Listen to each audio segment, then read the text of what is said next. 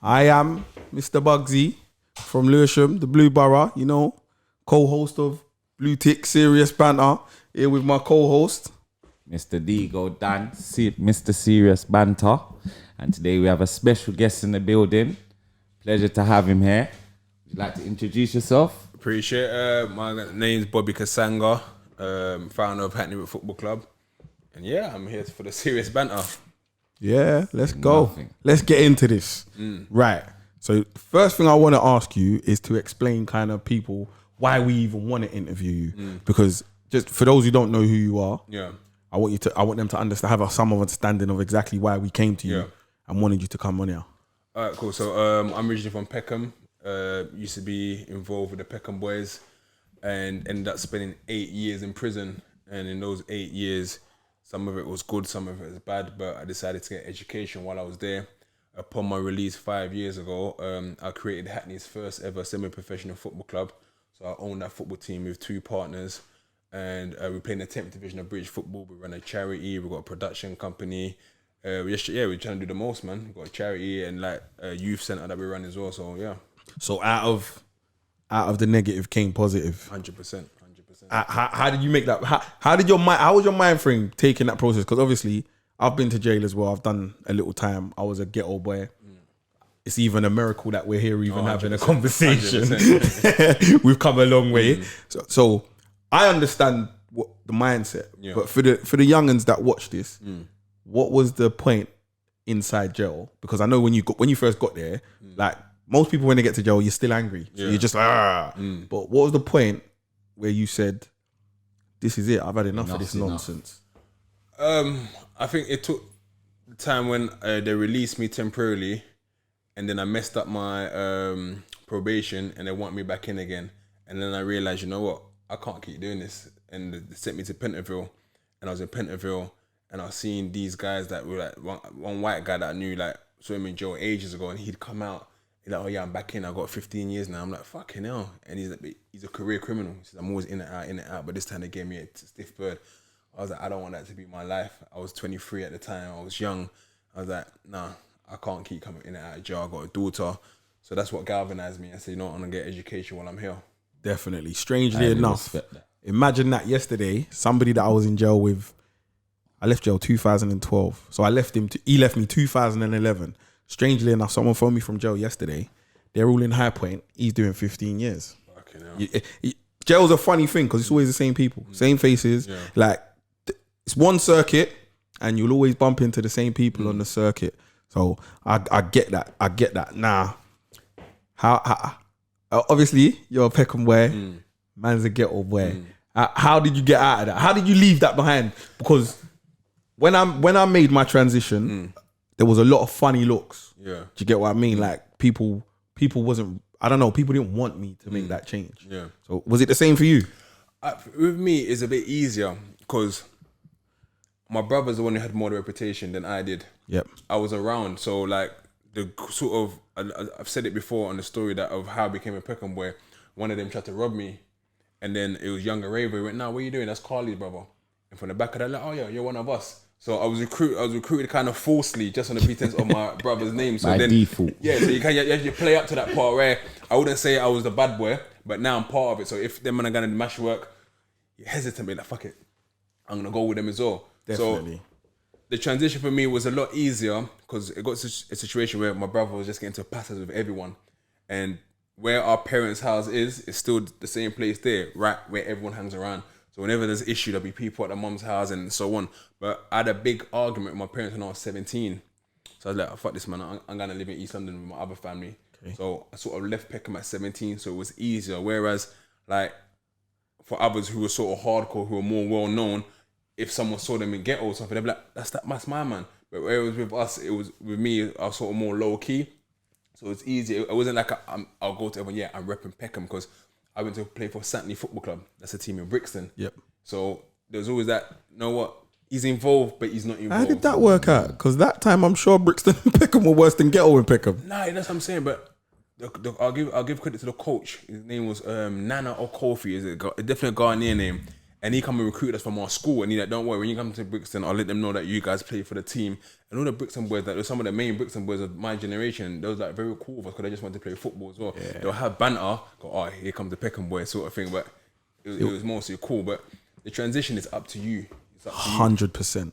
100%. It's a blessed story still. Gotta respect it, guy. Even me, I've done the whole jail thing, and you get me, tried to turn my life around through then. When I started doing it, it weren't cool at all. I come out and I got myself a job. Weren't a gang member, you get me, but I was always affiliated with the road and gang members. So yeah, it's just about showing the young kids that we can get this done. You understand? There's nothing fun about being in jail. How old were you guys when you kind of said, you know what, enough's enough? I was 18 when I got my sentence. I came out when I was 20. So I stayed in, I've done a gas course, you get me? And it was by default myself. I put my name down to do a course one day.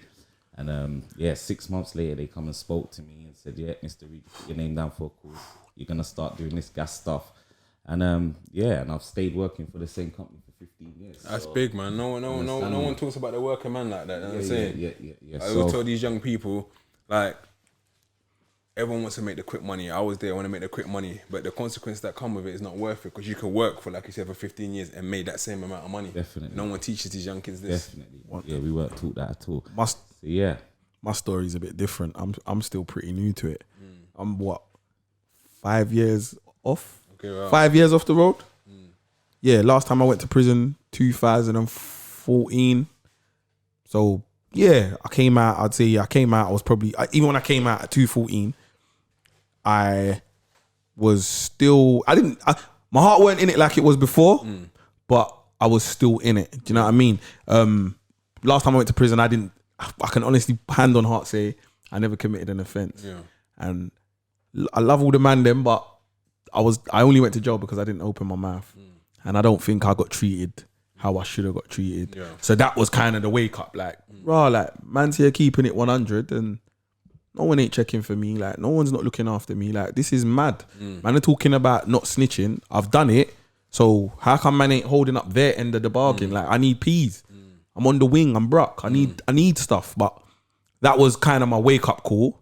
Then I have to big up my girl still, because when I came home, I met a girl and she proper helped me get my shit together. And I will always say this, behind every good man, there's a good woman. No, on that note, a shout out my girl. She's actually from Catford actually as well. And I met her like a year after I came out of jail. And for me, I was nervous. I always tell her about this. I was nervous because she was high maintenance. Nice car, nice job. I'm like, I'm fresh off road, like I'm fresh off jail. Like, and when we went to date, I was putting it off. I was like, I don't know if I want to be in this relationship, because you're thinking to try and keep up with her, like, I need to go into a madness. But I was honest with her. I said, you know what, right now, I've not even got it. I'm coming out of jail. I'm trying to build. But she saw the vision. That's why I rate her to this day, because she saw the vision. And we're 4 years deep into it. And like now, she's like, raw, you've actually achieved everything you told me you're going to achieve. Still going strong? Still going strong. That's dope. I rate that. I rate that. So I want to talk about, you know what it is, yeah? We have to talk about some of the beef, innit? Because the people them are going to want to know. Because I think I'm older than you. How old are you? 34. Yeah, so I'm older than you. I'm more Gigs, Knox, Lee, all them man there. That was my generation that I was having the back and forths and the beef with. You would have been Smiley, maybe. I think if I remember one of the issues, I think it was more Smarty. Veteran. Yes. That sort of era there. Yeah. Because I kind of got caught in with the wrong batch of the people that was really active in Peckham. So like at the time, so the team I started with was sort of Younger Raver, Spen, Crafty, Pebbler, Maestro, Chester. So these guys were active. So the sort of thing that sometimes when I think about some of the stuff we used to do was so dumb. Like we'll jump on a bus and say, "Come, we'll go and ghetto." And we'll go to St. Joseph's Academy because we knew some of our friends were there, and we'll just go and start trouble. And I think I even told a story one time where we went to a party in New Cross, and there wasn't a lot of us. There was only quite a few of us. And I talk about Chester for some reason. Where's the ghetto boys? Where's your leader? Where's Veteran? Where's your leader? I'm thinking to myself, is this guy mad? We're outnumbered, sort of thing. What's he doing? But you're kind of forced to back it at the time. And then I think Sparks, rest in peace, he came, and then all of a sudden Yeah, we got beaten up that day. We got beaten up that day. Yeah. Everyone ran, everyone tried to escape. Everything changes when he shows up. Everyone turns into Superman when he shows up. Once he shows up, everyone's good to go. What are you saying, Dan? You're just there. Listening. I want a gang member, so it's nice to air these stories.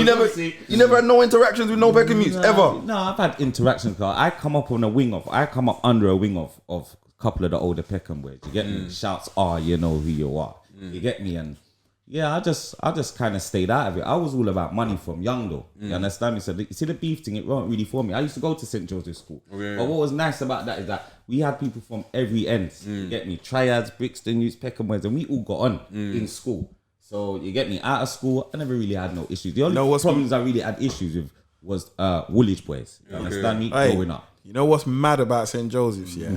I'm not going to say their names, but there was two guys. No. One went Northbrook, one went St. Joseph's, yeah? You know, for the whole time they was at school, they were so cool with us. You see the moment they left St. Joseph's. You see the day. I didn't even know we had problems. I remember I was going past on the bus and the man was just ice grilling me for an hour. I'm saying, what's going on here? We was all right a week ago. What's happened? You know, it is. And that is so true in regards to all these kids who are in school now. Because where I live now, I live in Woolwich, but we've got a spot in Hackney as well. Where it is that, for example, London Fields and Homerton, two areas close to each other. So the kids who go to schools from year 7 to year 11, they're all friends. As soon as year 11's done, they're going to college. It's beef. You guys were friends for all these years.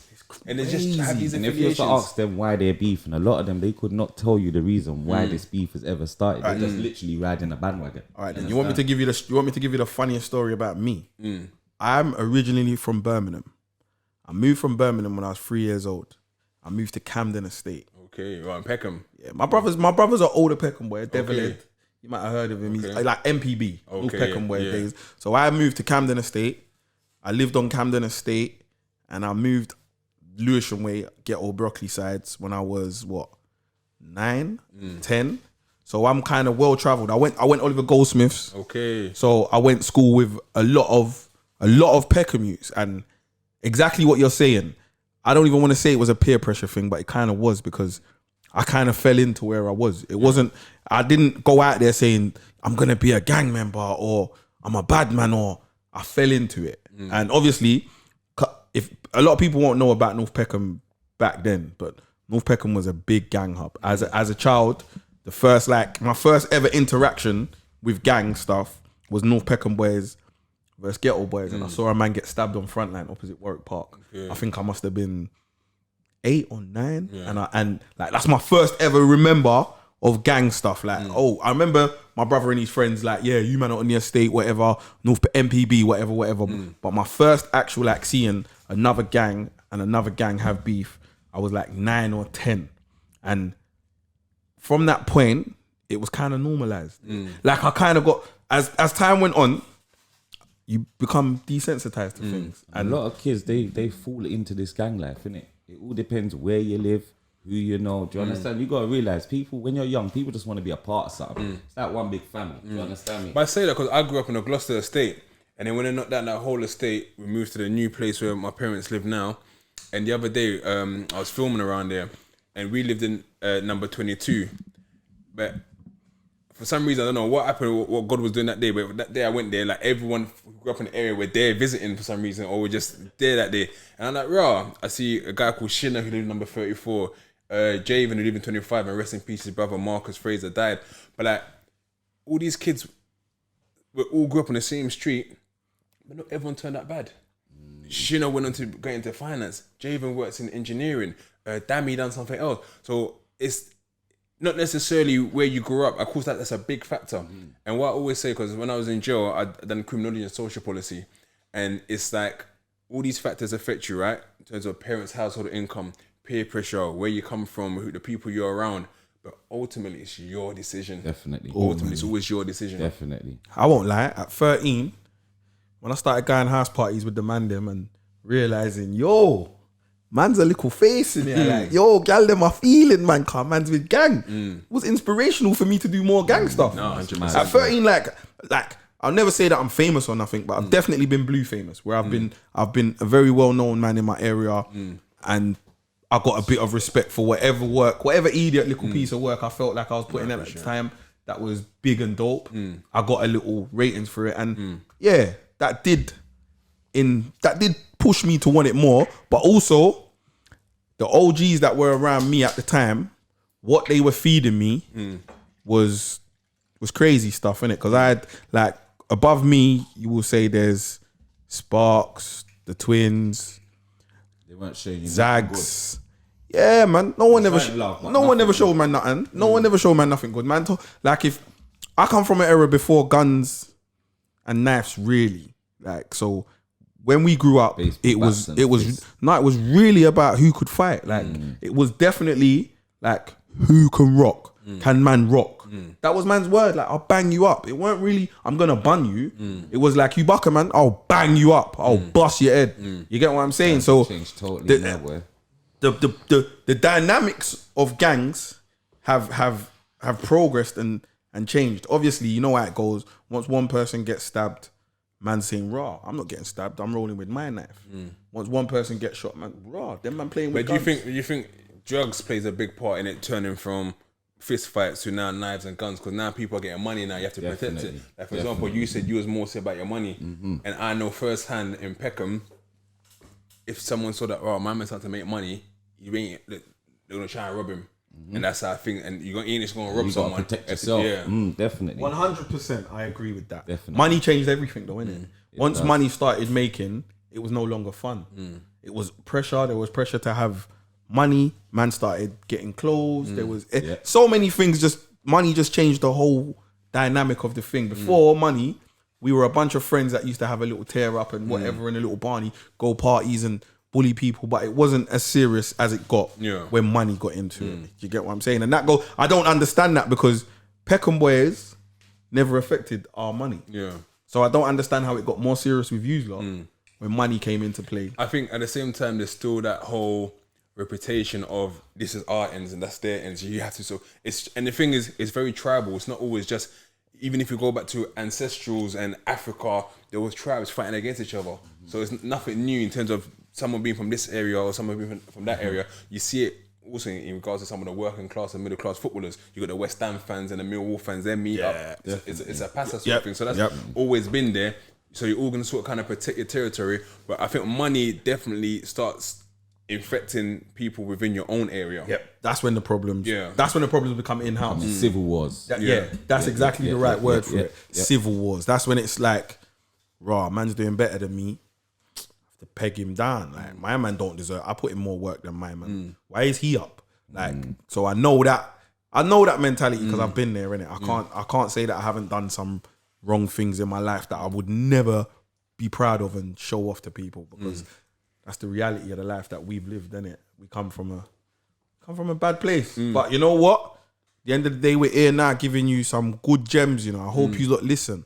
It's the question I asked the other day, and it's one video I've done recently, and there's an issue that happened 13 years ago, and let's say, for example, we're all friends, us three, right? Like, good friends, right? And then a madness happened to you, like someone violated you, but you've never known who it was. I've never known who it was.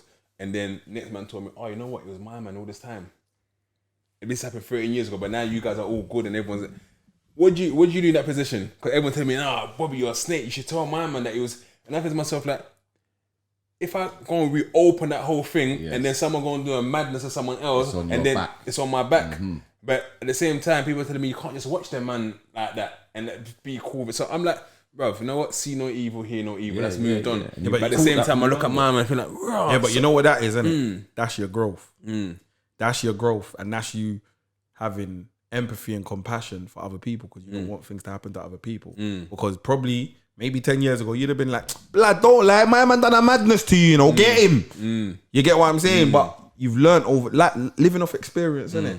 So you have to go through certain things to realize certain things. This is why government don't understand why we behave how we behave, because they've never sat at home with cockroaches and no money, and then when you get money, your head's a bit giddy. You never had money before. Definitely. Now, touching on that, I watched one of your videos the other day, and I could see the growth in a man like yourself, because you saw I see some kids being chased, you being chased down by some other yeah. kids. You get me? And you took it upon yourself to jump out of your car. I can't lie.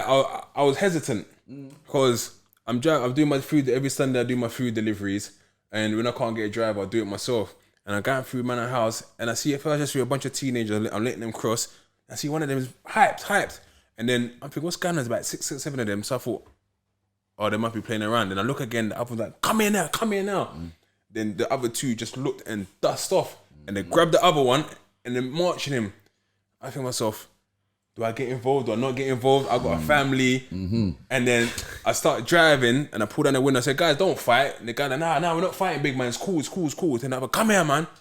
I drove down and I thought, nah, it don't sit well with me. I have to jump out. So I thought, let me tell the people, like, look, if a madness happens, I'm late. That's when I knew it was serious. That's when I knew it was serious. But when I've gone there, I can't see the kids. So I think that they've dispersed. So I'm thinking to myself, I'm also around, did you see the people? No, we didn't see where they went. You made some impact. So at the same time, it's like, you have to think about your own, be a bit selfish. Because when I told my missus, like, you mad, what are you doing? You got a family, you can't be doing that. But at the same time, if it was one of your children, if it was someone you loved, you would want someone to kind of reach out and do the same. Definitely, these So kids. I see that still. These kids nowadays, they're very dangerous, and I don't think half of them understand what they're rolling with or what they're doing. Because like, you walk around with a knife the size of your leg and you stab someone, they're gonna die. What do you think is changing? Because nobody was hanging around with Rambos. Internet, man. Access to the internet. Internet is the Dark most. web. Internet is the These things most. are being delivered to your house. Like, all right, You then. get me? I'll give you an example.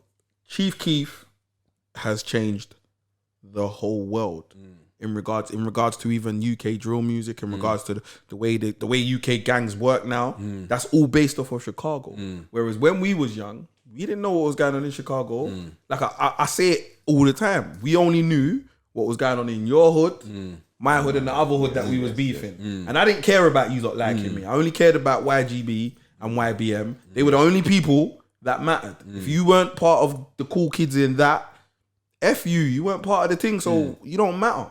Where now, They want to be liked by everyone. 100 people, like, you see it. Like, even the other day, we had these little son in there, and we started an Instagram for this. We got a couple followers. He was like, oh, you got more followers than me already. I'm like, look, you don't even know that's pressure that you're putting yourself under. Don't do that. Like, but this is the way of the world now. No, 100%. And what I agree, I guess, with the internet is like, me and you could have a fight, right? Before the internet, me and you could have a fight. They're like, oh, yo, nah, my man beat up Bobby, you know? And that's all that's heard about it. Now, someone had a camera on there showing how you beat me up. And then people are laughing, they're trolling, they're commenting. I'm like, nah, I have to get mine back. 100%. So what they started doing was people go from different ends. Well, we're in your block now. We're in your block now. What you ain't saying? It's documented. It never, time, remember what it is. Time's a great healer. But when something documented, that you can always be brought back to that emotion. You can always be brought back to that exact point. So if I was on camera getting beat up, if I didn't see you for 4 years and then someone showed it to me 4 years later and I saw you the day after, It's still gonna be. I mean, yes. I mean, that's like, not to sort of speak on names, and that's like killing that's happened recently where someone done a madness to someone years back, and there was a proper violation, and then obviously my man's changed his life around. But the other brothers supposedly never forgot that. Like, raw, you done this 20 years ago. It's cited my man, and now it's peak. So these things there that are still going on. Certain people. You heard what Pac said. Everyone's got different. Always got to worry about the payback. Some punk that are roughed up way back. It's real, man. Like, growth, innit? But can we get off of this negative? We've been talking about gangs. We've been talking about gangs for ages. Definitely. What I would like to know, Mr. How you started this whole big ego entertainment movement, because that has taken off like Proud of you, rocket, man. Done proper with that. You know what? It's basically by chance. So literally this Sunday, I'm about to release episode 1 of a drama series that I'm doing. But we're going to release episode 1 and see how that does before we commit to anything else. But remember I said when I was in jail, I wrote 2 books. So the books were based on a murder that happened in Peckham in 2007. When a young boy was killed in his bed, case of mistaken identity. I remember that. I was arrested for it as one of the suspects because they were adamant it was me. It had nothing to do with me, but circumstances would make you feel that it was me. So the people who they say had done it then end up getting 30 years each. So while I was in jail, everyone used to ask me the story, like, what happened? I thought, you know what, let me actually write a story about this. Obviously use fictional characters and talk about my whole journey of trying to play semi-pro football, and also the situation that led me to get arrested. So I had to teach kids like, raw, if you got something good going on for you, keep going, because this will distract you. I done that, had a phone in jail, was giving people snippets on road. It was like, oh, you know, you need to release this, man. Everyone's buying the books. I released them via Amazon. What's the book's name, please? Called The Life I Live, Not the Life I Chose. So that's part 1 and part 2. So through doing that, I got out of jail, and people that read the book in jail, out of jail, like, yo, when are you gonna make that to a movie? And I'm like, we'll see. And then obviously I started the football club by then. So people recognize me through Arsenal Fan TV, through being on BBC, through the CNN, and that was, oh, you're the football guy. Then because I was doing this sort of story based around Peckham, this drama, I decided, okay, I'm gonna do the drama series. So I hired a lot of the young people that I work with. So the guys want to shoot this drama series based on a 15-year-old who got killed, and I need you guys to be the actors as part of a project. So there's all for it. So to sort of set the scene for people to understand what's going on, I want people to get used to Peckham. So I thought, you know what, I'm gonna start talking about the different stories of the different murders that happened in Peckham. So like, this is the story of Gavin, this is the story of, so take you through that history. So when the series comes out, you know what it's all about. But it became so popular that people say, oh, do one on Lewisham, do one on someone in Brixton, do someone. And you did. Yeah. And you did, because I've seen them. Yeah. They're actually tough. And then it started popping off. And to the point like they was getting something like 100,000 views just via Instagram. And then I thought, okay, cool, I'm gonna start putting it on YouTube. So I put it on YouTube, I got to 5,000 subscribers, and it was sort of stayed there. This one day I was having a rant about something. I think someone told me, again, like what we spoke about the kids, and I was having a rant about these kids. So these kids gone out there bad, but when they go to jail, this will be something that's mad. It's gonna happen to them. I done that video, put it on my Instagram. It flew. Like, people in America contacted me. I thought, oh, let me put it on YouTube, and it just went. And then I thought, okay, let me try another one. So I said, oh, this is a story how I got recruited as a Peckham boy, and that's about to touch 400,000 views now. Wow. And because of that, I think COVID played a part, because everyone's at home, no one's allowed out, and I'm popping up on someone's YouTube. Oh, let me check this out, and then people are sharing it and spreading it, and it just grew and grew and grew to the point I said, you know what? I don't want the platform to be about negativity. We're just about to hit 50k subscribers. So I'm to the point that where, as you guys know, I came here a couple of months ago, I was trying to tell you guys what to do in terms of things like that as well. And I bought my bridge in Good. I said, look, talk about your history as well. And he started doing it. He's on 10k subscribers now. So what I've been trying to do to build a platform now is that if you got a concept or a show that I like, I'm saying, okay, pull up my platform. Whatever money that comes through advertising from it, you get it. And if you think that you get to a point where you're getting enough views for yourself, put it on your own channel. So therefore, I'm trying to make it like a media corporation where I take people's shows, pull it out there for them. And then so I got a girl called Shanette Carleo who gives advice to women, because my audience is 93% men. So I thought, let's try to get some women on there as well. So she's on this, so she's doing her thing. So slowly trying to build into a little media kind of portfolio where I'm like a BBC basically. I put different shows, so I'll get to the point that where I want to start buying the camera equipment, start buying the sound equipment and all that as well. So and that's how it works. Yeah, I rate that still. That is a power move. That's big. You You see, and that's the main reason why I needed him to come on the show, because I obviously I'm here, but I haven't achieved anything like what he's achieved, and I need everybody to understand that your past doesn't define your future, and everything ultimately comes down to choices. Choices affect next choices. So you make a choice today, it affects the choices what you have to make tomorrow. And that's how life works. Do you understand? So I need like the young boys, my little brothers, my little cousins, all my little friends, all the little young G's that are out there feeling like they're trapped, because I know there's like, out of every gang, probably only 15, 20 man want to do it. The rest of them are doing it because it's cool. Yeah, it's not because they want to do it. It's they're doing it because they're cool. You can always tell the 15 that want to do it because they want to do it. You get what I'm saying? And then you got the other man that are in the background. Some man just love it for the girls. Some man are in it so no one don't trouble them. Like there's so many different reasons why people do that stuff. And I just wanted to big you up on that. I appreciate it, man. And what I let people know is that I've come out of jail to own a football club, but I've done it without even having money in the first place. That's what I want to touch on. What made you make that decision that you wanted to do that? Obviously, I know you was a part of semi football growing up, but How? How No. did you pull that off of the ground? How? So basically, I play semi-pro. So I knew semi-pro you can earn anything from like £30 to about 2 to 3 bills a week, and have another job on top of that. And I saw some cold footballers in jail. I'm like, bro, you're hard, but they didn't know what semi-pro football was at all. I'm like, bro, there's a whole division of football after professional, you know, that will give you good money. So I got out of jail. I was 28 years old, and I wanted to go and play football again. I was like, I'm 28, gonna turn 29 soon. I signed for my club, my old club, Corinthian Casuals. They're based in Tolworth and Surrey. I just found that they're trotting, and you're going there, you're unfit, you're not really playing matches. I thought, let me look for a local team in and around the Hackney area. I'm doing my research, and people are like, there's no really no semi-pro team around here. So I just doing my fitness in the park one day. I see a bunch of players, cold. I'm like, wow, where you guys? Some of them have been released by professional clubs and so on. They come there every day just to keep fit for pre-season. So I'm like, yo, you man, I'm gonna start a football team. They're looking at me like, you just told us to come out of jail, you're gonna start a football team. I'm like, nah, you're gonna start a football team. I was excited about it. Once you're excited about something and you're passionate about it, you're gonna make it happen. Definitely. So literally, I went home that day. So I'm gonna call it Hackney WICK FC because my biological mom lived in the Hackney WICK area. And then I used the Hackney WICK train station sign as the first sort of logo. And literally, I'll spend about 3 to 4 hours every single day searching Hackney WICK FC Hackney WICK on Twitter. So if Dwayne something mentioned Hackney WICK, I'll follow him. If someone's bio said I live in Hackney WICK, I'll follow him. Then I'll private message them saying Hackney WICK FC coming soon. So straight away, because they got affiliation to Hackney WICK FC, straight away they'll follow back. Oh, we got a local football team That's ourselves. real clever, you know. So from the back, I'll do that. Spend 3 hours every single day. It's jarring to the point that where it built up quite a following.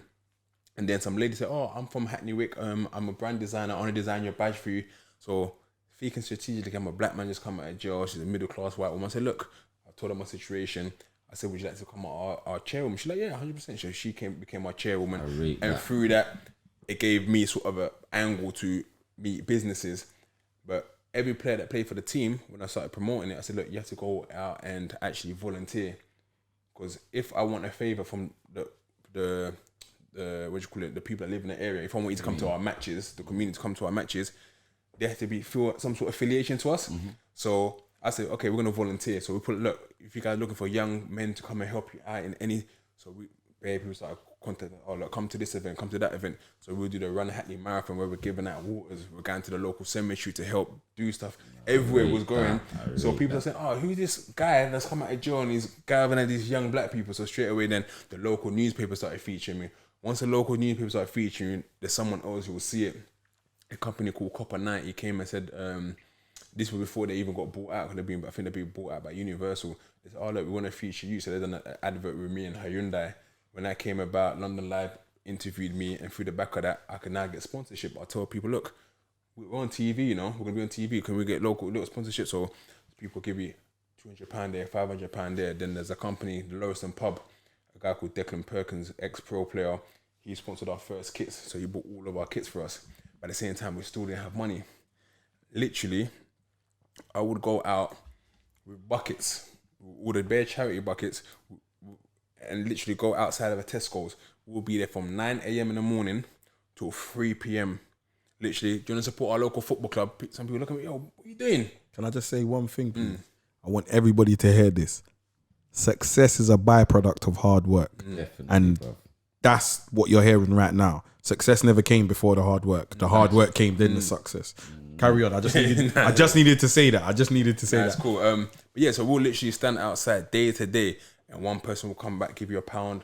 Next person will come give you £5. If 1,000 people go past, give you £1, that's £1,000. With that, when we started making that, we was like, cool, put that in the bank account, go and buy kits, go and buy training equipment, go and buy footballs, register to the league. So I was very on I could see the rise of women's football as well. I'm like, we can't just do men's football without women's football. So we started offering free women's football training. So I get the player, look, we want to do free women's coaching. So we started getting a lot of the white middle class women coming to because Hackney was gentrified. So we started to get a lot of white middle class women wanting to play football, learn how to play. We'll come and get them free sessions. So then that become Hackney WICK FC women's team. And once you start having that sort of backing and people seeing you, they've always got contacts with different people for their own companies. Definitely. And then from that, So do you have a women's team then, yeah? yeah, we got women's team, men's team, and then through the back of that, Nike came and said, "Look, we love what you're doing." And this wasn't even Nike UK. This is Nike in the US. They said, "Like, Rob, we've been hearing about what you're doing. We're gonna come and support." So So there's even a little bit of tension between the US and UK team at the beginning because UK team like, why no one told us about this? So they came and got all of our youth in the youth center to design a whole kit for us. Sold out worldwide within minutes. Like everything was gone. So we're back to do a new kit. Back to do. I hope you're listening to this.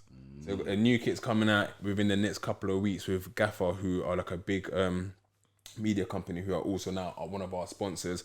And even before that, when I got out of jail, you know, when you make money and all of a sudden you ain't got money, there's that bit of shame and a bit of embarrassment. You come out of jail and you think, I don't want to go and work at McDonald's or at Tesco, even though there's no shame in that. I say, you know what, I want to go and do a night shift. And this is where it's about how you apply yourself. I was doing a night shift at a bagel factory in Hackney, WICK. So every night I finish training, I'll go and do work at a bagel factory till 6 o'clock in the morning. I found out a company called H Group were buying the bagel company to build property on it. I sent an email to, this might be like 1 o'clock in the morning, and I sent an email to the CEO of H Group. I found, cause normally you don't find these people's, you don't find the chief executive's contact details. Yeah. I done my research, I found his email, I sent him, said, look, I use this job to fund my football club and I hear you're buying it. I just want to know, would you want to sponsor the football team? He told his secretary to email me to set up a meeting. They had offices in Shoreditch. I went over there. I told them what I was doing. He's like, cool, you don't have to work there no more. I'm just going to give you money every single month to run your football club. You just run your football club and I'll give you money every single month. So he put me on that. Then what he started seeing, wait a minute, this guy's always on TV. See, like, well, wait a minute, he's on BBC. I see him on ITV. And they had a bit of bad press. They had some bad press over another business that he had. So they must have said, look, we want you to help us create a charity. And what should we name it? So I was like, our nickname is the Wickers. So I'm going to name it the Wickers Charity. So we named it the Wickers Charity. They put me on 28k a year salary. So if I'm coming out of jail, all of a sudden now I'm earning 28k a year. But I ended up leaving the company because of other issues, because I just thought that they were trying to do too much over my football club where I didn't think I could have a say. I like, thank you, but no thank you. One of the things that he said to me, I said, you can't remember, you have to always remember one thing, you're a man before anything else. There was a thing that where ITV wanted to come and interview me. He's like, oh, you can't wear Hackney Wick FC stuff, you must wear our Wickers charity thing. I'm like, cool, no worries. Done that. The next day ITV said, oh, come to the studio and do a live thing. And he's like, oh, wear Wickers charity again. I said, no, I wore Wickers charity the day before. I'm gonna wear Hackney Wick this time. My man turned around and said, well, we pay your salary, so what we say goes. I said, excuse me? I said, before anything, I'm a man. So I said, nah, ban this, man. Because one thing they're trying to say that the money that we get from the night contract has to go to them as well. Because at this point, they're sponsoring everything in the football club. They give me 28k a year, and they're giving 25 to 30k to the club a year on top of that. Okay. So any person in the right mind think, you know what, let me just behave myself, let me be a good little guy. I'm getting my money, and they're giving me. I said, nah, I can't take that. My ego couldn't take it. And my missus like, are you crazy? She was pregnant at the time. She was like, bro, you struggled for the first year coming out. Now all of a sudden they're giving you this, and I said, babe, I can't do it. I said, I can't do it. So I ended up quitting, and even now they're still on the charity, still there. They're still running. And don't get me wrong, they're good people. They're good people. I had a good time there, but we just couldn't work together. Through the back of that, I started just knowing how to sort of create sort of opportunities for myself. So me and my brethren Clamper from Peckham, who's my business partner, we just started realizing, okay, how do we get money from funding? How do we get money from sponsorship that help us continue, that we don't need to rely on anyone? So if today someone says, you know what, there's no money for you, we know we've got other avenues. Independence. That comes to it. And then, like I said, even in jail, when I was writing my book, someone like, what are you doing, man? What are you writing a book for? Even though much people enjoyed it. One officer in HP4, I gave him the book to read. He's like, what is it with you prisoners? You guys think when you come out of jail, you're going to be on some bestseller or something? I ain't reading that shit. I was like, rah. Oh. Like, I got a story about that. I'm not going to say his name, but them trap star guys. I was in jail with one of them 2009. Obviously, man's in jail for guns, drugs, whatever, blah, blah, blah. He's in there telling man he's going to sell clothes. You think we see his vision? You think man on the wing see that vision? What? My man's a nerd, blood. What's he talking about? Clothes. Blood, you're going home to rob people. Shut up. Bro, I came out 2012. Look at it now. They had already started making clothes for Rihanna and Jay-Z. Trust me. You got to stay, you got, like you said, innit? Passion, determination. will get you places. Oh, yeah, but when that was said to me, I was like, right, 'cause, you know, I was so excited about my book. I was so passionate about it. Mama said he just put a whole down on my day, because in jail I was very entrepreneurial. I opened up a casino, I had a betting shop, I had a shop. Like, I was the go-to person for everything, and like everyone would saw me as jovial. Like literally, I have a table like this, put a green cloth on it in a casino, and it's blackjack. People are buying chips, and I give people a £50 limit. Once you get £50, because £50 is quick enough for me to win. When you £50, no, you can't play no more. Call your people, money's going to account. And then you've got 10, 15 people doing that all the time. Big so money, I was man. always, and that's what sort of helped me with my daughter while my daughter was out, because I couldn't like buy her stuff. So I was sending money to her mum to buy her the bike or buy her this. But when that officer said that to me, just put a whole down on my day. So that sort of galvanized me to the point that now I'm represented by an agent, North Bank Talent Management. And I met him by chance because I got invited to do a debate on Channel 5. Okay. And he just said, you know what, I love your story, so I'm going to sign you up. My man got the rights of my life story sold to a company called Bad Wolf. And Bad Wolf, they make Discovery of Richard for Sky One. They make His Dark Materials for BBC One. All these things go to HBO. So they bought the rights to my story, so they're actually writing it now. It's going to be based on a fictional character who's just come out of jail and started their own football team. Oh, wow. So You're a blessed kid, mate. So yeah, but it's blessed, but it's also hard work. There's no substitution for hard work. No way. That is No way. that is big That's stuff. what you get to where you, That where is you are now. crazy. That is mad. All right, let me ask you something. There's a lot of stuff in the media. Yeah, I needed your opinion on this because I needed to bring it up on the show. So the other day, an 18-year-old girl was arrested for leaving her daughter in the house. Yeah. And her for 6 days, and her daughter died. Like, how do you have any feelings on that? Do you think that could have been avoided? Because I don't know the whole story behind it, so I don't want to come in here and gyrate her. And she's this, she's that. I don't know the whole ins and outs. 100% it could have been avoided. Her sister's come out recently, and so I don't know if you guys see her sister's response and sort of explained the whole situation, because I even put something up. There's a video that I saw 4 years ago of the older sister badding her up. Okay. Have you seen that video? When they're on the train. They're on the train. It's resurfaced because of this. The older sister telling her, like, any guy trying to call my sister again, she's 14 years old. She's been lying about her age and so on. And like, no one will be contacting her. And she starts shouting at her little sister. This video went viral, but everyone's forgot about this girl. And 4 years later, we come to find that this 14-year-old is now 18, is this girl. Oh, wow. So it's like, there's things that was going on there, when the sister explained, like, you know what, from age 14, whatever, she was running out at home all the time, gonna stay elsewhere for 2 weeks, gonna stay here for 1 week. Her mum was at the end of her tether. Even when she said she caught her on the train that time, it's because she went to a house party, found out where the house party was, and took her. Because the sister was lying about her age, sort of thing. So you can tell already from then that, I know we don't know the situation, but there was already some sort of trouble going on in the first place. So but I heard that she lived in a mother and baby unit. So either, like, I don't know, either the baby was already dead, or there's something, because you can't leave your baby and no one would have heard the baby crying. The baby's hungry, the baby wants to eat. So either the baby was already dead when you brought it there, and then you've gone off because you think, oh my God, well, how am I gonna, in that panic, and you've come back 6 days later because you already know what's happened. Like I said, this is all speculation, so I could be wrong. This girl, This is not factual. Yeah, it's not factual. So this is just me speculating. Anything could be possible, and all we can say really, prayers to her and her family, and hopefully the baby can find justice for whatever's happened. Yeah, definitely. Because when it gets when you first hear something like that, you're in your yard. Look at this little whatless gal.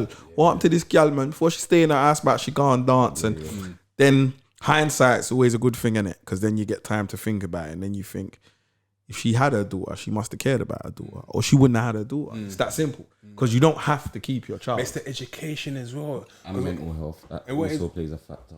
Also, child pregnancy, and also the fathers.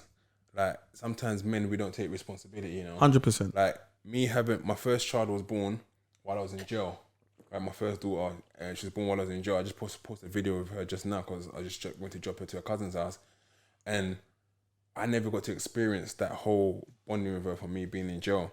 And I didn't realize how hard it must have been for her mum doing it all alone, sort of thing. Because now with my partner, with our child, who's now 2 years old, I see how hard it is. When she leaves me with the baby and she goes off on a holiday and I'm stuck with the baby and the baby's looking at me, she wants hungry, she wants to change. I see how hard it is.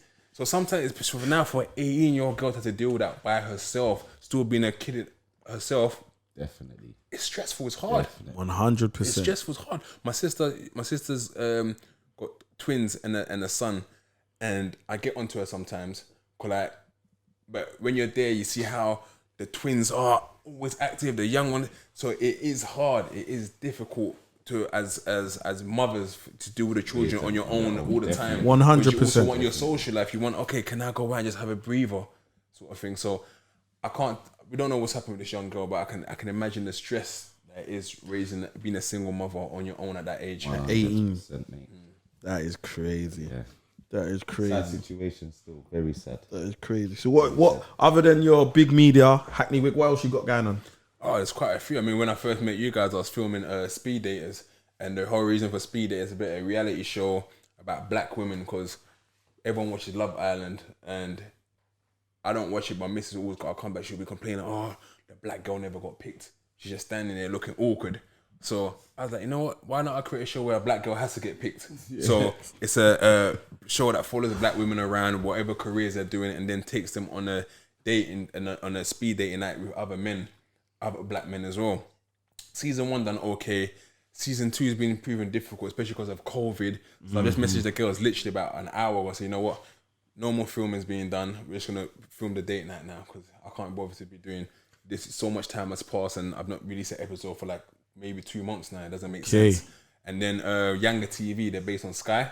Yep. So just done a deal with them to start broadcasting my football team's matches on there as well. Oh, sick. So slowly, just trying to do and different things. You got the what's the hood to hood? The hood, is it the hood to hood? Yeah, the hood to hood football matches. So basically, how it started in 2018, I done a celebrity all-star match where I had the likes of Dappy, Joe Black, Clue, Kojo, Funds, Young Teth, like a whole load of people. If I didn't say your name, apologies. But it all came together. We had an Olympic Stadium, had like a big match.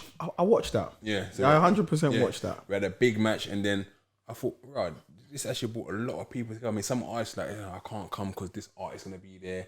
And that's when I realised, like, right, we need some more unity, man. Mm-hmm. So done that one, which is successful.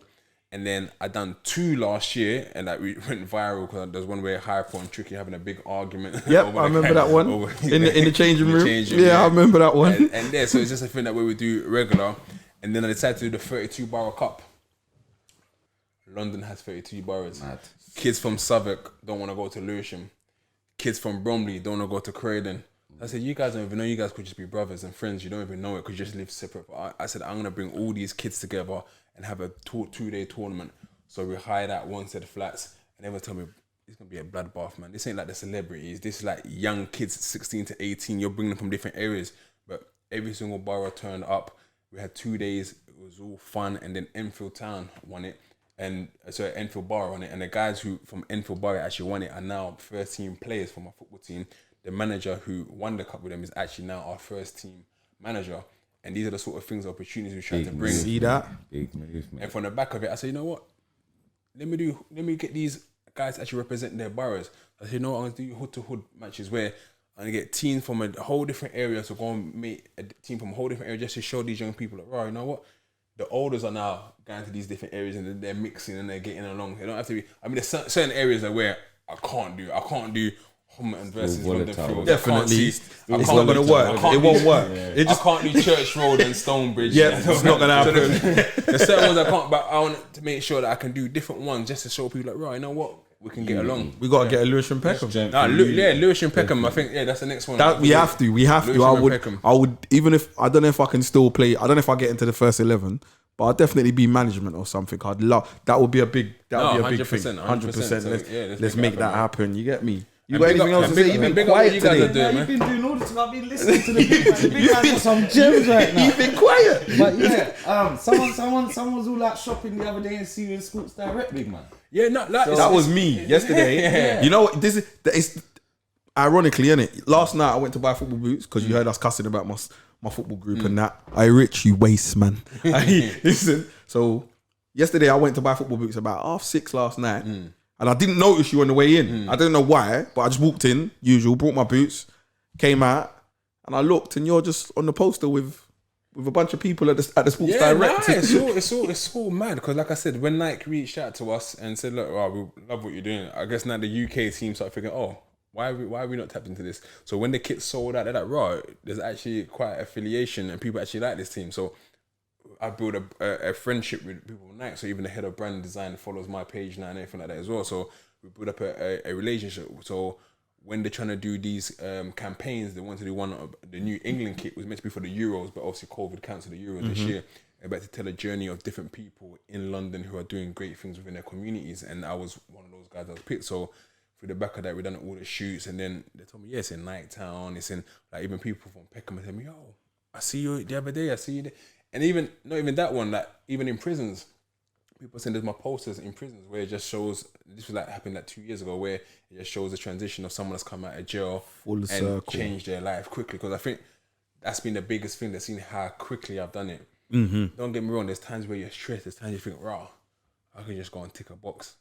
Or I could just go and, but it's not worth it, bro. It's not worth it, bro. Because you need to have willpower, you need to understand, look at the consequence. Okay, I can take this box and go and flip it and make money from it now. How long is that gonna last? How long is that gonna last? And then the consequences that comes with it, then I'm back in jail. And I say to myself, like, no. I tell my mister, there'll be times where, and I think sometimes you have to be honest as well. I think as men, we struggle to be honest with about our finances and stuff. I tell, if this month's looking shaky, I'll be, babe, this month is looking shaky, you know. Male ego and pride. Yeah, this month's looking shaky, and she'll be pissed. What do you mean? I'm like, look, this is. But what can she do? She understands, because when you work for yourself, that's completely different. But there's so much people make excuses, like, oh, you know what, and they'll start cussing their baby mom and not see their own kids now because of pride and ego. She's calling you and say, look, the baby needs this, the baby needs that, or the kids need this, and because of your own ego, you're gonna start arguing with her and then not see your kids intentionally because you don't want to. You say, look, I've not got it. I can still take the kids out to go to the park, but men don't want to do that because of the ego. Because you maybe used to have money back in the day. Times have changed. I tell everyone all the time. I've been that guy. Like when I say to you, when I 2016, end of 2016, and I'm not ashamed to say this, my first job, I went to Sainsbury's for Christmas and was doing nighttime work. So that was that struggle. And it's like what you say, things happen by things. I don't know. God's always there and he's always got a plan. And I always say this, I'm one of his favorites because I was working in Sainsbury's, and when I started that job, it wasn't nothing great. I was making a little money, but I was working nights. So daytime I'm sleeping and I'm working nights. I don't really need too much. So I was kind of content. So I tried to get a permanent job, and that was a Christmas thing. They said no. That was January. Then about 3 days after they turned me down, I was with one of my little cousins. His mum phoned him and said, there's a gas engineering course. Do you want to do it? But I was just with him and just managed to hear the phone call. So I was like, yo, how long's the course? She was like 6 to 8 months. I was like, what? 6 to 8 months to be an engineer? She was like, yeah. I said, look, I'm doing it. I'm doing this. Sign me up. So 10 of us went down there to sign up. I was the only one that finished. The only one out of the 10 of us. My cousin who started it with me, he's in jail now. Other people dropped off. A couple other people went to jail. Halfway through that course, my tutor kind of took a shine to me. Like, he just, I don't know if it was my determination or whatever. He took a shine to me. There was interviews for a job going. He said to me, go for the interview. Me being me, coming from the road, bro, I'm not ready for that. Are you nuts? I ain't even finished the course. Like, I'm not on that. Nathan, go and do it. You're ready. I'm telling you, you're ready. He told me to go home, research certain things, go to the interview. I've never been in an interview. So I've gone there, I've researched what he's told me. I've gone to this interview. I was so petrified. Petrified, like, I don't like something like I was gonna lose if I didn't get it. And you know what? I might have lost my head if I didn't get it. Do you get what I mean? So it was a desperate situation. You get me? Went in there, and I'm not gonna lie to you. After being in there for 15 minutes, I aced the interview. I was in there so confident that at the end of the interview, he even came up in the interview because the guy who interviewed me had been teaching gas in the prison system. And I was like, oh yeah, one of my friends did it a long time ago. He works for SGN. He's been doing it, blah, blah, blah, blah, whatever. And he was, at the end of the interview, I got up and I said to him, when do I start? You get what I'm saying? And Really? yeah, I was so confident. So I got that job. I started work there 2017. 2019, I won National Apprentice of the Year for the whole country. Come on, man. You get what I'm saying? So, and that's been my struggle. But like back to it, when I stopped doing road and I was doing the gas course and I was working, I was doing demolition work, hardest work I've ever done in my life. I was on £280 a week and I was studying on Saturday and Sundays. And when I got the opportunity, once I realized what I had, I tried to bring in all my people like, yo, you man, this gas thing, it's a way forward. Like, man ain't got to do road. Like, come, man can get, man can earn money. Man can earn good money. You can still buy yourself a pair of lubes and a whatever, you know, but you can do it legally. Every single man, apart from two man that I've brought on this course, whoever started it and wasn't fully in it, you know, every single one of them went to jail. Okay, now. Big up Muz, big up Rico. They're the only two man that I brought there that finished it. Everyone else that was half-hearted, half in, half out, they all ended up with big sentences, bro. And I tell people this all the time. You got to go through uncomfortable times and struggle to get to change. 100%. You can't just get to change. It doesn't just happen. You have to go through struggle and uncomfortability. You know what I mean? And bro, I'm here now. I'm living proof of it. Like, life's good now. I'm not saying I'm a millionaire or nothing, but I don't look over my shoulders. I'm not in my house waiting for police. Like, it's all good. Say, like, in life, we need basic stuff, right? Shelter, food, warmth, and family.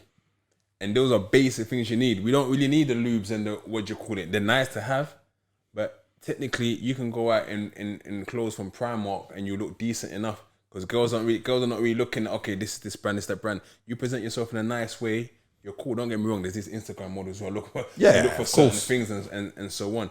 But if you look at the means of what we need in life, it's not much. And you can't buy swag. Yeah. You can't buy swag. 100%. No matter what you put on. I see a lot of people on telly, they wear expensive clothes, but it don't look good.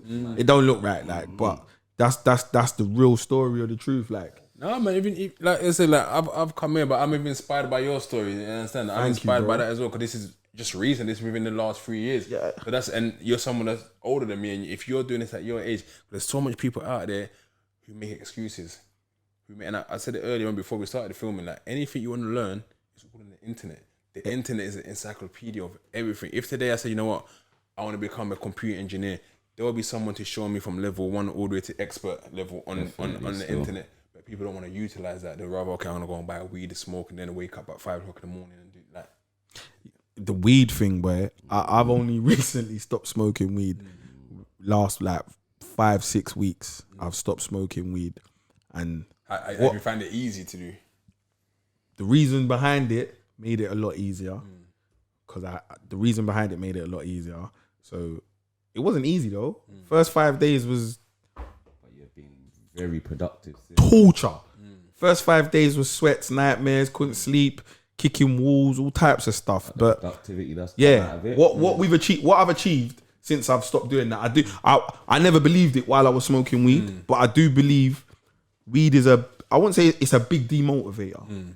Because I'll do it tomorrow, John. Yeah, so I'll do it tomorrow thing, innit? And tomorrow never comes, because as soon as you wake up tomorrow, the first thing you do is smoke again. So put that off till tomorrow. It demotivates. Some people can work on it perfectly fine, but me now being out of that bubble and looking at myself, it was a big demotivational thing for me, because I don't even know if this would have been possible if I didn't stop smoking weed.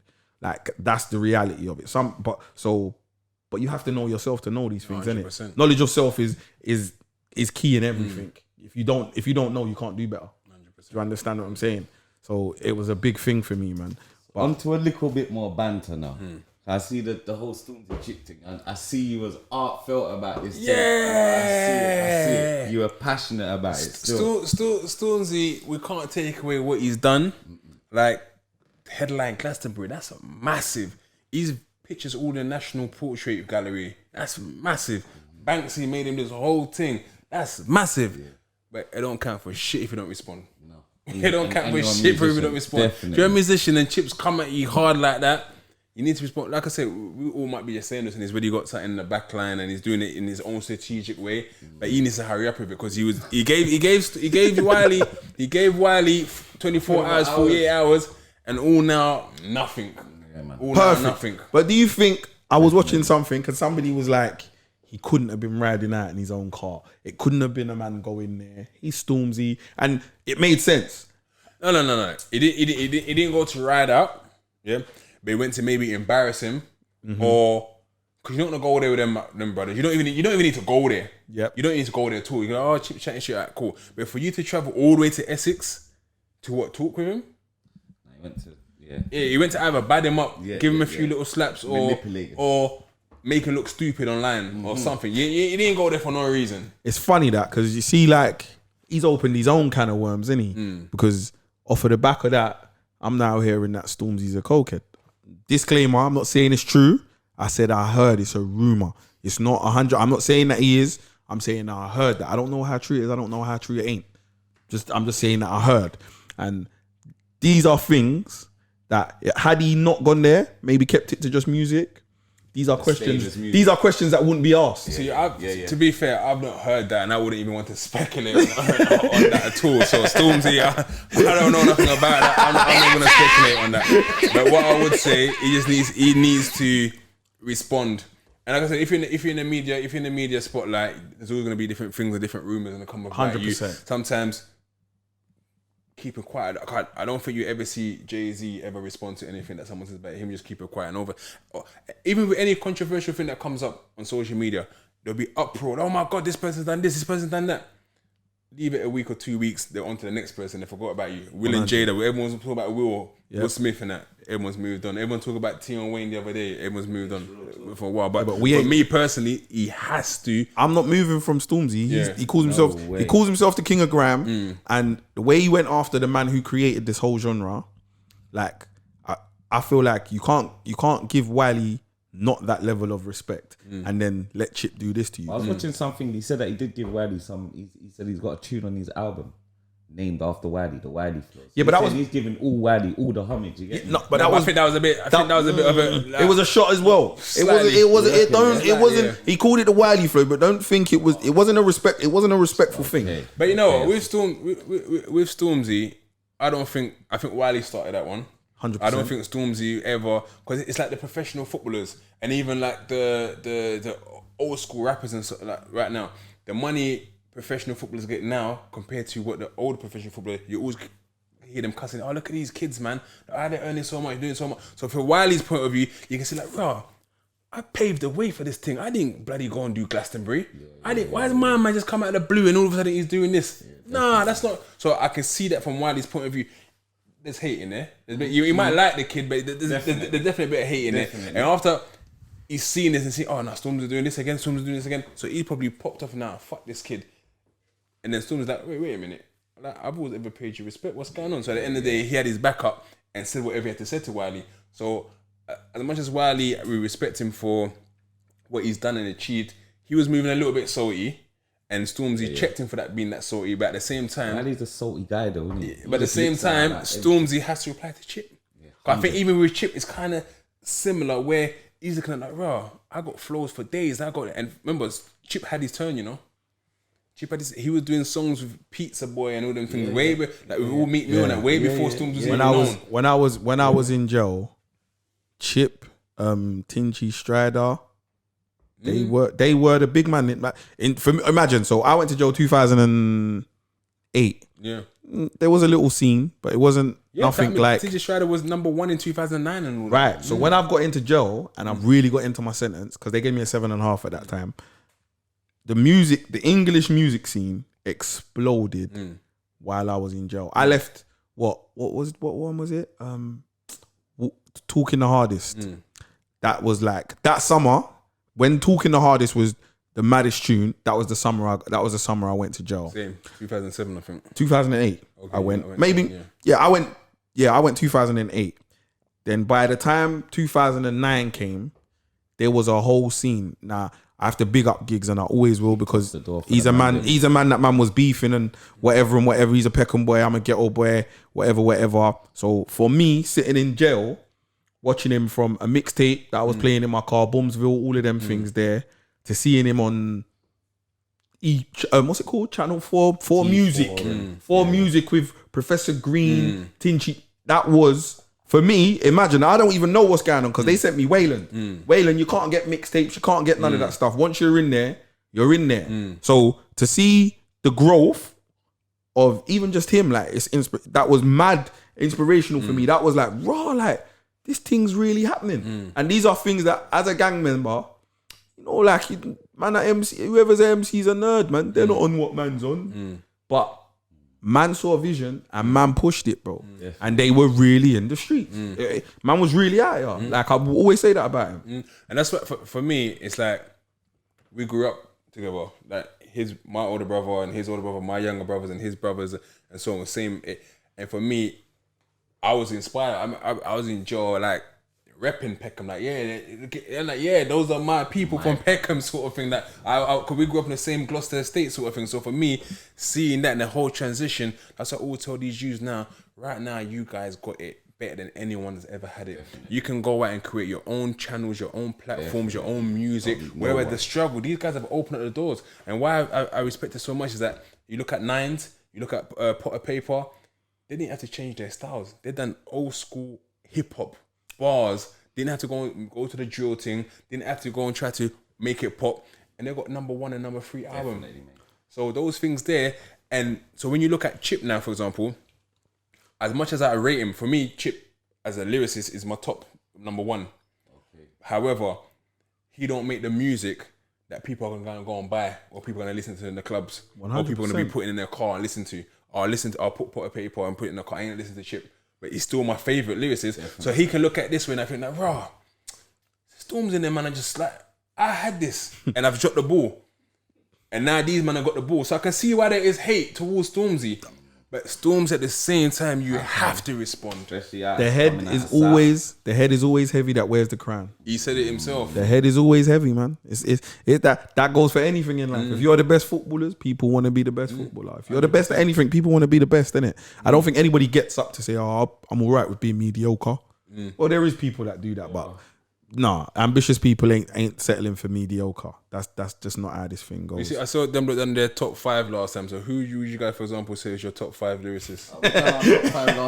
No, you do yours and we'll get. Because you know what? I'm not even gonna lie. I messed up last week. I messed up. So let me hear yours and then I'll give you mine because I messed up. I said for me, Chip. Even though I don't listen to his music, if they say okay, 2 people go in the booth right now and spit, Chip's winning.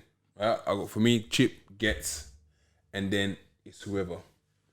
See, it's whoever next. I rate them chat there. So Gets was in my. Yeah, he was. He was. Go on then.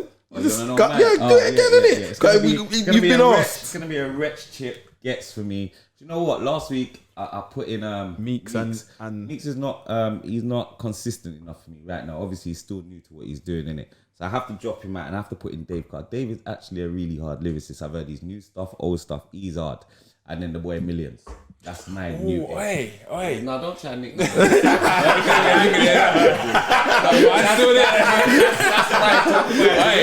No, you know with Millions, yeah, he's just different with it, you know. Very. He just, you know what? You just gave me an idea because you have to do that. Forget like the old school people, like the new wave. Because he's so lyrical with it and does it in a fun way. Like you don't know what school of language this boy went to. But he's hard with it. Anyway, you know the links already. That's my people's from Birmingham and all of that and all of that. Can we end yours, please? All right, cool. Wretch, Chip, Kano, Millions, and last week, you know, I don't know why I said it. This I know I'm just a messed up you. I weren't smoking or nothing, but I'm just a mess in it. But Pot Paper's got to be in there. Pot Paper's got to be in there. And last week I said I'm in an Irving, but I've been listening to Training Day 3 again continuously, and he has to be in there. Like I said, he is our Styles P. When it comes to this mixtape thing, 2004 Styles P, that's what Potter is. You get what I'm saying? That's where I put Potter. I don't think anybody's gonna be able to do the raw, rugged stuff the way Potter does it. That's how I feel about it. Banging Training Day 3. I haven't, you know. You know what? You need no. I fuck with Potter, yeah. And what is even my missus telling me that I need to have a day where I just sit down and just listen to music, listen to music, because I'm non-stop active. I'm non-stop active. But what I do though, I do go and purchase everyone's stuff. Because for me, it's like if we don't support each other, like what does it mean? Because people are supporting me buying my football kits and doing. So whenever I can, I'm like, yeah, I'm gonna go and buy Man CD. Don't buy CDs no more. I'm gonna go and stream my man's thing. I'm gonna go in those things, but I've not had a chance to actually listen to anything new for ages. Whatever comes up on the socials and that, I'll go, let me go on YouTube quickly and listen to that. At the same time, I actually like when the concerts and that are there, I'll go and buy tickets. I'm there. 100%. See on your next day off, please do. No. But you know what it is? He's my people's people, man. You see DBE, Young Ads is an absolute beast, you know. Like, don't sleep. Because he's part of a group, I don't think he gets the recognition that he deserves as a lyricist. That's a bit like I said it the other day about Crypt, and people tell me that Conan's better, but I said about Crypt, I think because they're in the Duro. But you know what? With Young Ads, because he's gone so far away from what he used to do, people are just used to him doing this sort of flowy stuff now. So for me, for example, I like their music, but I can't have too much of it because it's too much like that whole America sort of thing. But I've seen some of his old school stuff of him just spitting bars. He's hard. Yeah, very, man. Yeah, very. Gets' new tune. Gets his one. Yeah. IC3. No, where's Gets? I've never seen You it. hear about the situation that happened the other day? I said I get arrested. Yeah. Car got crashed, and then obviously he just come hopping out from around the corner, and he's like, "Yeah, this is my car, but I weren't driving it." He was kind of drunk and nicking it. Then he put out a tune about it, but he's saying in the tune he's declaring his thing. He's saying it weren't me. Me personally, Gets, I love you and I rate you in it, but I believe it was you. I respect it. Like, you come around the corner all innocent, like, so, like my mates just crashed my car and I've come around to chat to you guys, my car. And you get me? So that's a new tune you got to take. I've never seen that one. That was his reply saying, why reply on the net? Like when I can put a tune out, and he's done it, and the tune's actually really hard. So in terms of you guys being from Lewisham, then in terms of the young people out there right now, who you guys keeping your ears to? Do you keep, cause like me in Peckham, I hear some of the Zone 2 stuff, but I guess there's a other new wave that comes underneath that as well. Is there anyone that you guys are looking at? Oh, look, this kid here, and would you ever guys think that, you know what? There's also money in this. Why don't we open up a music studio and pattern some of these youths? Like, come in here, we've got a studio for you guys, management and so on. Definitely. See, with the drill thing, I don't really take in drill, innit? It's hard for me to take it in, and I do it because obviously I've got kids of a certain age, and I don't really agree with certain things they talk about in drill. But sometimes I walk in the house and my kids are beating off drill tunes, and I just think, where do I stand with this? You understand? Some of these kids are hard. It's a new age. This is their new age way of spitting or whatever. But I don't really take in the drill stuff. For Lewisham, right now, young artists, GB Records, what's her name? Tizando. Yeah. She is immensely talented. What's his name? iSong. He's hard as well. iSong's well. And he's come with a whole different flow. Who else in the area is doing their thing? I actually got an interview coming up with Coley still soon. He said once his patterns everything, we'll have an interview with him soon. Yeah. Who else is doing their thing? Young boys. That young Pino. Digger D. Yeah, Digger. Dig that. Yeah. Oi. What you doing? Man? Hey. Yeah, I told you I'm not really in the drill stuff, but 8-way. Now dig that 8-way and Leaks. Buki. Leaks. You understand? Them man there, I'm pushing them hard. Open carry Barry. I'm waiting for him to come out. You lot will hear from him soon. Yeah, they're the ones, man. They're the ones that I've got my eye on. I always say that not just music. Now people have to think outside the box. We say think outside the blocks with our campaign, but like it don't always have to be music. You know, books.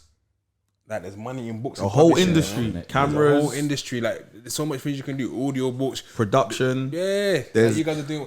You guys have got your production stuff now. You can do shows behind the scenes, different things, just different ideas, different concepts.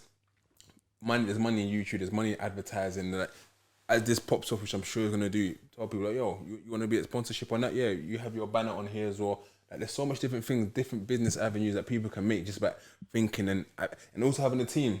Also about having a team and working together. Where it's sometimes when you work with a man, then people tend to fall out over things. Never do it for the money first. I always say 100%. Do it for the love of what you guys want to do, your camaraderie, and then the money will come. One girl the other day that she started working with me on certain things. I told her, look, there's no money. All it is about giving you opportunity to get yourself out there. We've got something coming up with Younger TV. I'm going to get you to start doing broadcasting for them. Younger TV said, yeah, we're happy to have her. So, turn around the other day and said, oh, what's the budget? I need money for this. I'm like, I just told you the other day, like, it's all about, well, I don't think I can have time to do this. I'm like, cool, no worries at all. I said, if you do things first and foremost looking for money, it don't come. Even you're passionate about it. I was passionate about football. So I was standing outside in a call from 9 a.m. to 3 p.m. because I was passionate about it. 100. And then all of a sudden, because of that hard work, the money comes. So money will come to anything that happens that is good and it's happening with good intentions as well. Definitely, I man. believe there's talent on every road. Definitely. A load of roads, you get me? So yeah, there is a lot of talent in there. Just like what you said, undiscovered. The internet, the whole big ego media, like things like that. Like there's so much opportunities. You ain't got to be a footballer no more. You ain't got to be a drug dealer for sure. You definitely ain't got to be a footballer. You can be a sound engineer, producer. There's so much. You don't have to be a rapper. You ain't got to be in the spotlight. You don't. There's money behind the scenes. There's love. Like find some work. Work is only something you're not passionate about. Something you're passionate about and enjoy is not work. It's fun. Do you get what I'm saying? So if you can find your passion and something that you enjoy, it will never be a chore to get out of bed. You won't get out of bed feeling like you do when you get up to go work. It's a completely different feeling. You get what I mean? Even if you do hustle to fund your dream, innit? You understand me? And that you live in your dream, you get me? No one wants to be hustling forever. So even if you do have a good hustle, you're out there hustling. Hustle to fund your dream. Put down your hustle and go find something else. And man. that's real. Don't follow this fool. Don't follow this brother. Anything. Work's a hustle. You get me? You could work to try and fund your dream. You don't want to be working for someone. One thing they say, like, it's okay to work for someone because you work 9 to 5, you work for someone, but don't just work for someone without even putting half an hour into a day trying to work on your own stuff as well. Definitely. So even if you got like a portfolio, you write something, okay, on my diary, this is what I want to do. Half an hour, the next day another half an hour, next day another half an hour. By the end of the year, you got a whole book of different things you want to do. You know what? Definitely. You are the first Peckham boy we've had on our show. Okay. And I have to ask you this question. How did Blue Story represent Peckham for you? This is going to sound mad. I've not even finished it. Oh. I've not finished it. And the thing is, Rapman's my guy as well. Because like, this the crazy thing about it is that, and how much your life can transition. 2019, last year, I got an email. The Prime Minister is inviting you to Downing Street. I was like, what? Like, this is mad. So I just thought, on the actual day, oh yeah, I'm going to go there. And they went, oh no, you're on a panel, you, Rapman, and Jamal Edwards. So we had to sit down and talk to all the kids. So I'm sitting there with these three guys. I'm like, wait, these guys, you done Blue Story, you've got SBTV. I just come out of jail. Like, what are they on? They're like, nah, like, we want you to be there as well. So it's mad. And I see Rapman a couple of times again when I see him. My sister's graduated. I think he had a family member graduating the same day as well. And like from what he's done and sort of transpired and gone on, but I'm hearing a lot of people from Lewisham are not happy with Blue Story. I remember putting it on. Okay, we're gonna watch this, but I was just so tired and knackered in that day. But you know what? As you said this after training today, me and my miss are gonna watch it because she's from Lewisham and she actually went and watched it twice. I think. So, yeah. I've watched it. Obviously, for me, I lived it, innit? So my views would be different. But I wouldn't say that I'm not happy with it. I would say that that's somebody else's perspective of it. It's not my perspective. It's not how I saw it. Because I never made the film, innit? But that's his perspective of it.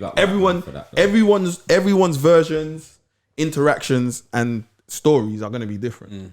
Rapman's version and story is different to mine because he's not me. So I'm not happy with it. I do like it. I do think, at the same time, I do believe, I know why a lot of people are upset because probably feel like he should have consulted with a lot of people.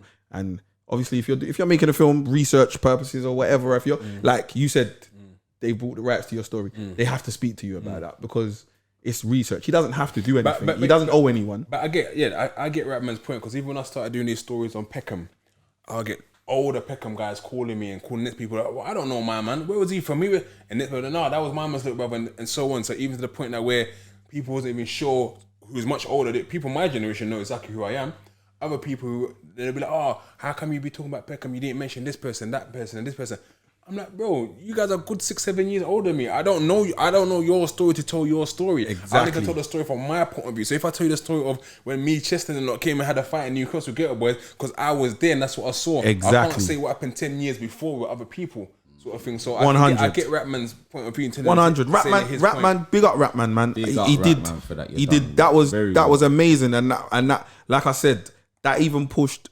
That pushed both of our boroughs to the front, to the forefront. That pushed everyone's story to the forefront. Worldwide. It's worldwide. Do you understand what I'm saying? Worldwide. That pushed all of our stories. Like, off of that, there's been opportunities for people that people will never understand. Like Jay-Z knows about Ghetto Boys. Do you understand? Like, Jay-Z knows about Ghetto and Peckham Boys. Like, I guarantee you before Rapman, he didn't. So, I'm thankful to him for telling the story because it needed to be told. But why do you think that people, because I have heard quite a few people, I've seen different things come out like, oh, what he doesn't know what he's talking about. Does it come from a place of them just thinking, oh, he don't know, or is like, is there a slight bit of hate? Like, why does he get to tell the story?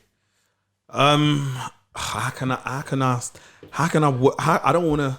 To answer this, you got to sit down with Rapman and see where. No, but he's asking why people, like, that's nothing to do with Rapman. No one knows. That's nothing to do with Rapman. No one knows what perspective he was coming at. A lot of what I've heard, fiction. It could just be a fictionary thing with a little twist. No, it's his. Obviously, it's his view. It's his story. He wrote it down. So it's not a fake story. It might be based on. It might not be 100% real, but it's going to be based off of true events because it's Peckham Boys versus Ghetto Boys. So however you want to look at the story, it's definitely based on some truth.